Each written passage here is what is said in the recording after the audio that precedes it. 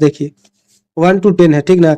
अगर आप 10 model set को लगातार कर लेते हैं तो आपको यकीन दिलाते हैं कि इससे लगभग लगभग 90 क्वेश्चन डायरेक्ट एग्जाम में देखने को मिलेगा।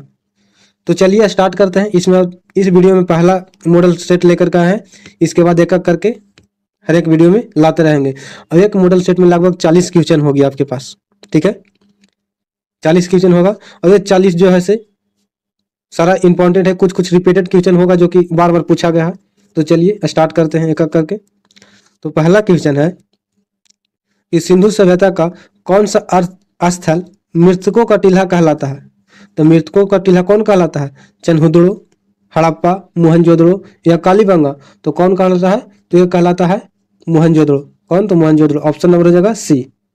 उसके बाद अगला क्वेश्चन है कि भारतीय पुरातत्व का पिता जो है से कहलाता है। तो भारतीय पुरातत्व का पिता कौन कहलाते हैं? कनिंघम साहब, जॉन मार्शल, SR राव या मार्टिन व्हीलर। तो कौन कहलाते हैं? तो ये जो कहलाते हैं से कनिंघम साहब, ठीक है। ऑप्शन नंबर हो जाएगा ए। उसके बाद अगला क्वेश्चन है कि सिंधुवासी निम्न धातु उपयोग नहीं करते थे। तो कहने का मतलब है कि सिंधुवासी का किस धातु का ज्ञान नहीं था, डायरेक्ट ए मतलब है। तो क्या चीज का नहीं था? तांबा का, लोहा का, सोना का या कांसा का।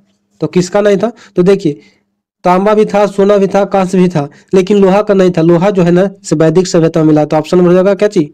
तो बी हो जाएगा, ठीक है। उसके बाद अगला क्वेश्चन है कि सिंधु सभ्यता नर्तकी की मूर्ति से मिला है। इसका कहने का मतलब है कि सिंधु सभ्यता में नर्तकी का मूर्ति कहाँ से मिला है। तो कहाँ से मिला है? मोहनजोदड़ो से, कोटदीवा से, हड़प्पा से या राखीगढ़ी से। तो कहाँ से मिला है? तो ये जो मिला है से मूर्ति का जो नर्तकी मिला था ये मोहनजोदड़ो से मिला था। कहाँ से? तो मोहनजोदड़ो से। ऑप्शन नंबर हो जाएगा ए। उसके बाद अगला है कि किसने भारत में सर्वप्रथम स्वर्ण सिक्के जारी किया था। तो किसने किया था? मौर्य साम्राज्य ने, हिंद यूनानियों में कुषाण ने या फिर गुप्त ने। तो किसने जारी किया था? तो ये जो हो जाएगा से क्या चीज को बोला है? स्वर्ण सिक्के का। तो हिंद यूनानी हो जाएगा, ठीक है। ऑप्शन नंबर क्या चीज? तो बी हो जाएगा। और सबसे ज्यादा पूछेगा तो कुषाण हो जाएगा, ठीक ना। उसके बाद अगला क्वेश्चन है कि शक संबंध का आरंभ किसने किया था। तो शक संबंध का आरंभ किसने किया था? मिनांडर ने, रुद्रदमन ने या गोदी फार्निस ने या कनिष्क ने। तो शक संबंध का किसने किया था? तो आप बताइएगा। ये हो जाएगा कनिष्क ने। ऑप्शन नंबर डी हो जाएगा, ठीक है। और कनिष्क जो है से किस वंश के था? तो ये कुषाण वंश के था, ठीक है, ये भी याद रखिएगा। उसके बाद अगला क्वेश्चन है 7 नंबर कि किसने भूमि अनुदान की प्रथा आरंभ किया था। तो किसने? कुषाण ने, सतवाहन ने, गुप्त ने या मौर्य ने। तो कहने का मतलब है कि भूमि अनुदान यानी कि भूमि दान देने का प्रथा किसने चालू किया था? तो किसने हो जाएगा? ये हो जाएगा आपका सतवाहन ने सबसे पहले, ठीक है। और सतवाहन पूछता है कि सतवाहन वंश कैसी था। तो ये जो था सो मातृसत्तात्मक थी, ये भी याद रखिएगा। उसके बाद 8 नंबर क्वेश्चन है कि मनुस्मृति की रचना की काल है, यानी कि मनुस्मृति किस काल में रचा गया था। तो किस 200 ईस्वी पूर्व से 200 ईस्वी तक, 300 ईस्वी पूर्व से 100 ईस्वी तक, 100 ईस्वी पूर्व से 200 ईस्वी तक, या इनमें से कोई नहीं। तो मनुस्मृति की रचना किस काल में हुआ था? ये आपका हो जाएगा ऑप्शन नंबर ए हो जाएगा, ठीक है। ऑप्शन नंबर ए 200 ईसा पूर्व से 200 ईस्वी तक। उसके बाद अगला क्वेश्चन है 9 नंबर कि मृच्छकटिकम की रचना है, यानी कि मृच्छकटिकम जो है से किसने रचना किया है। तो किसने? कालिदास ने, शूद्रक की या आर्यभट्ट ने या फिर अमर सिंह ने। तो किसने किया है? तो ये जो मृच्छकटिकम है इसकी रचना जैसे शूद्रक ने किया था। ऑप्शन नंबर बी हो जाएगा, ठीक है। उसके बाद अगला है 10 नंबर क्वेश्चन है कि चैत्य क्या है। तो चैत्य क्या चीज था? घर था, पाठशाला था, गौशाला था या फिर पूजा स्थल था। तो चैत्य जो था से क्या चीज था? तो आप बताइएगा। ये जो था से पूजा स्थल था। ऑप्शन नंबर हो जाएगा डी। देखिए डी हो जाएगा, ठीक है। उसके बाद 11 नंबर है, 11 नंबर है कि 12 अंग संबंधित है। 12 जो अंग है वो किससे संबंधित है?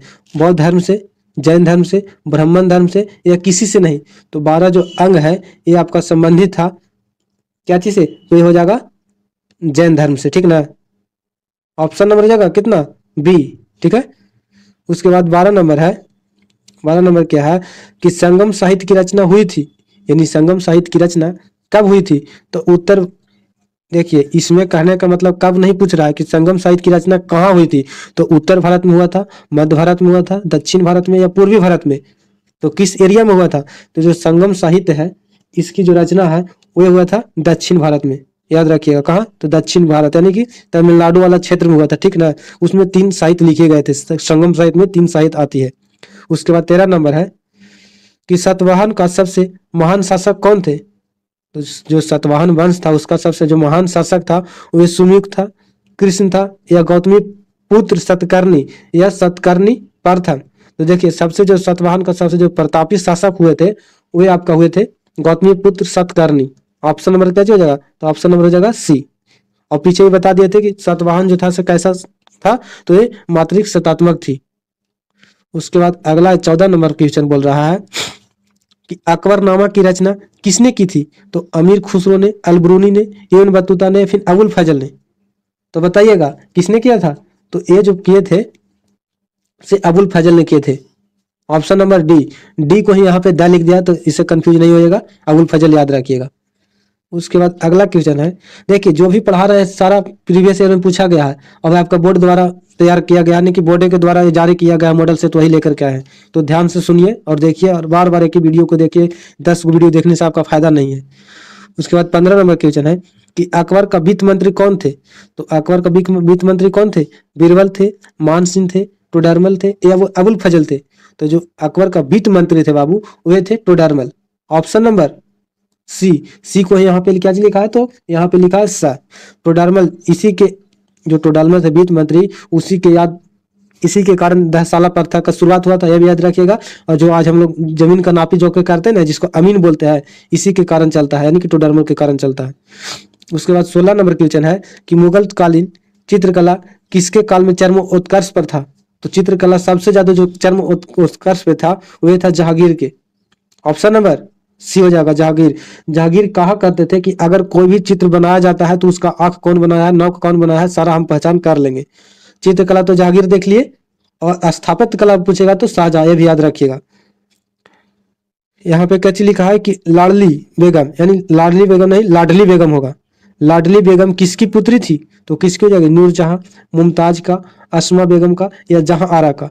तो लाडली जो बेगम थी वो किसकी पुत्री थी, तो ऑप्शन नंबर हो जाएगा ए, क्या चीज हो जाएगा, तो नूरजहां, ठीक है। उसके बाद 18 नंबर क्वेश्चन बोल रहा है कि दिल्ली में चांदनी चौक का निर्माण किसने कहा है, किसने किया। जो चांदनी चौक दिल्ली में पड़ता है उसका निर्माण किसने किया था, तो जहां आरा ने, रोशन आरा ने, गौहर आरा ने, या किसी ने नहीं। तो जो चांदनी चौक का जो निर्माण है बाबू वो आपका करवाए थे जहां आरा ने। ऑप्शन नंबर जगह सी। थोड़ा आवाज भारी जा रहा है तो कंट्रोल कीजिएगा, तबियत खराब है, ठीक है। उसके बाद अगला 19 नंबर है कि भारत की अंतिम मुगल सम्राट कौन थी। तो अंतिम मुगल सम्राट कौन था, तो बहादुर शाह जफर, ये याद रखिएगा। ऑप्शन नंबर डी को यहाँ पे कच लिखा है तो द लिखा है, ठीक ना। अब बहादुर शाह जफर को अंतिम जो मुगल शासक थे उनको निकाल करके कहाँ भेज दिया गया था, तो रंगून, ये भी याद रखिएगा।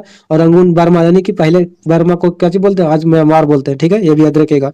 उसके बाद 20 नंबर है कि गोपुरम से आप क्या समझते हैं। तो गोपुरम से मतलब आप क्या समझते हैं, तो ये गोपुरम जो पूछ रहा है विजयनगर साम्राज्य से उठाया गया क्वेश्चन, ठीक है। तो मंदिर का प्रवेश द्वार था, या गाय का एक प्रकार था, या भू राजस्व का एक प्रकार था, या नृत्य का एक शैली था। तो जो गोपुरम था वो ऑप्शन में जाएगा ये हो जाएगा, क्या चीज हो जाएगा, तो ये हो जाएगा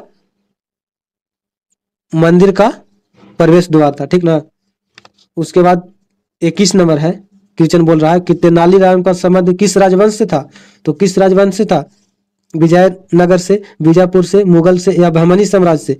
तो किससे था, तो ये जो तेनालीराम का संबंध जो हो जाएगा से आपका था विजयनगर से। ऑप्शन नंबर ये हो जाएगा, ठीक है।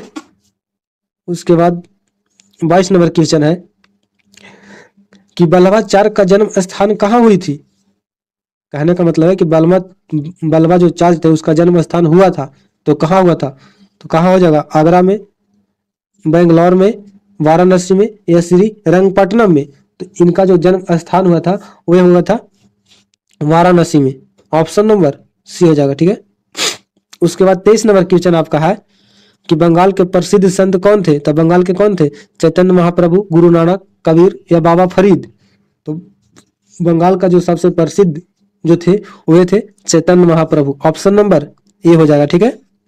उसके बाद अगला क्वेश्चन है 24 नंबर कि सुल्तान उल हिंद किसे कहा जाता है? सुल्तान उल हिंद जो है से किसे कहा जाता है?